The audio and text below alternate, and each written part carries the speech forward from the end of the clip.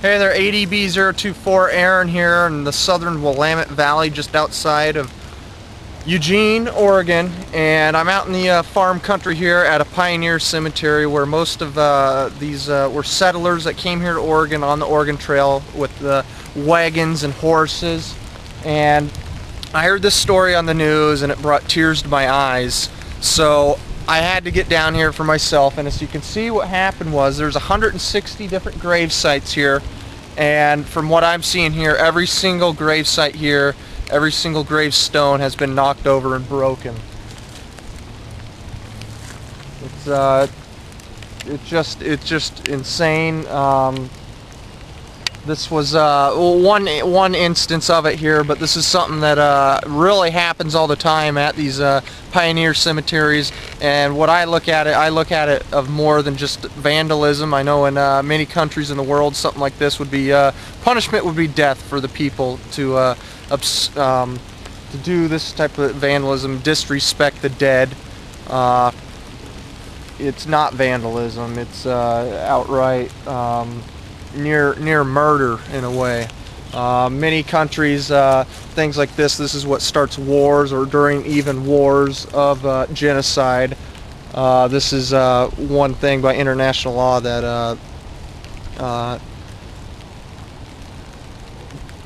does demonstrate acts of genocide. What you're seeing here is history of a certain people that is being erased.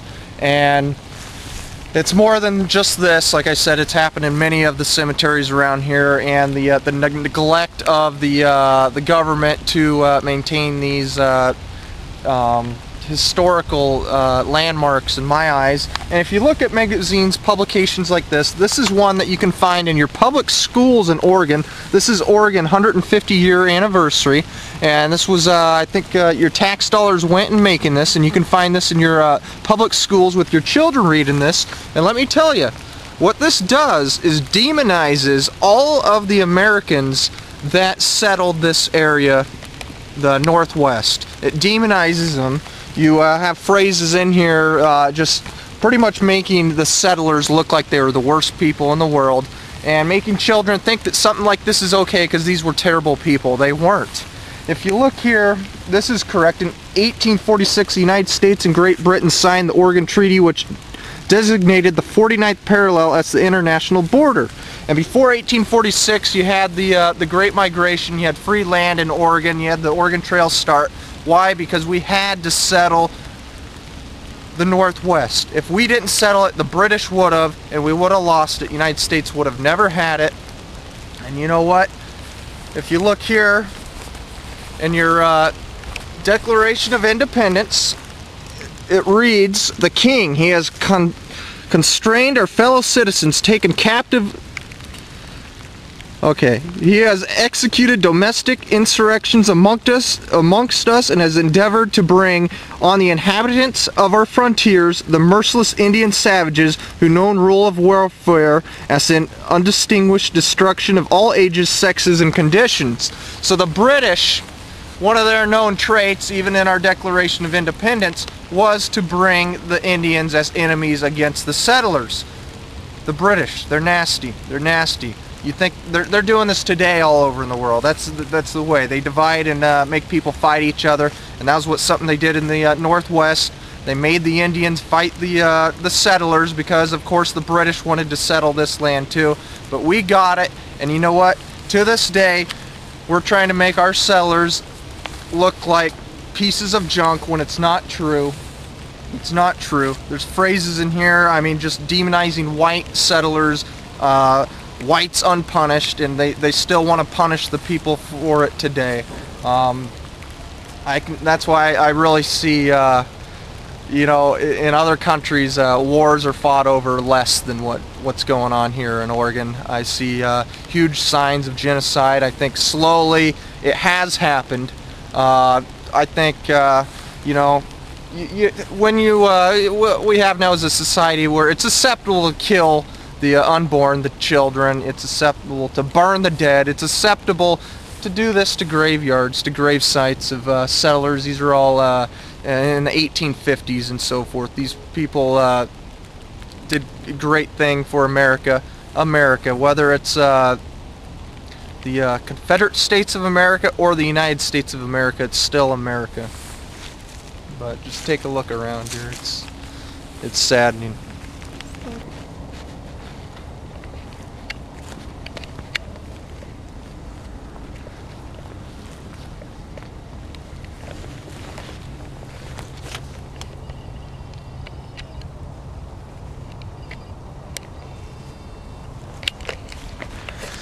You know, I just want to add in, you know, what happened between these people and the Native Americans. In this area, it wasn't, sure there were some battles and all, and I don't think any of these particular families, but that's one thing in Oregon we get, is these white settlers are the enemy, and they're training it right in our schools. The teachers are teaching it, and these people should be erased from history, and that's what they're trying to do here.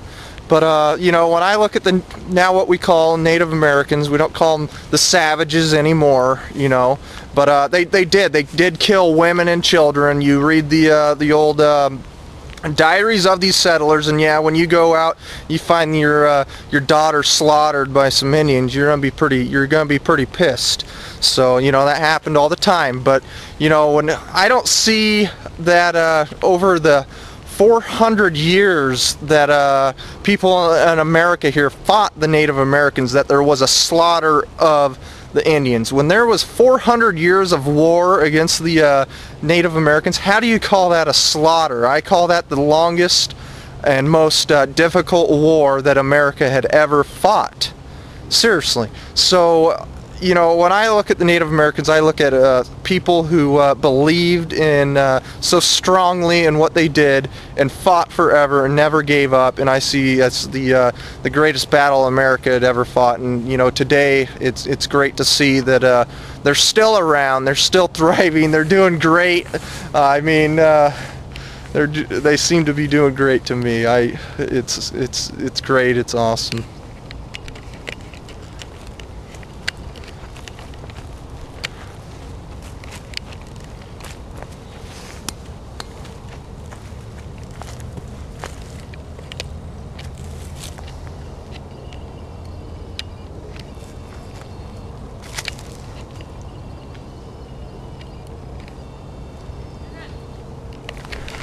So you have 160 people buried here, and news authorities reporting 120 of the grave sites are destroyed. But from what I'm looking at here, I don't see one single grave site that's not destroyed.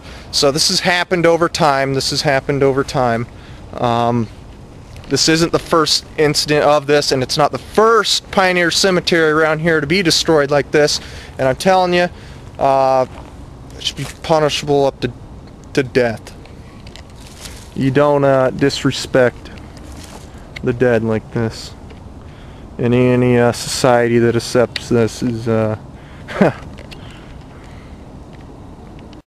Okay, so the cemetery's back in these trees, and as I said, these are all you know, Oregon settlers. So most likely in this location in the southern Willamette Valley, what they took was the Applegate Trail coming up from Northern California area, and it came along these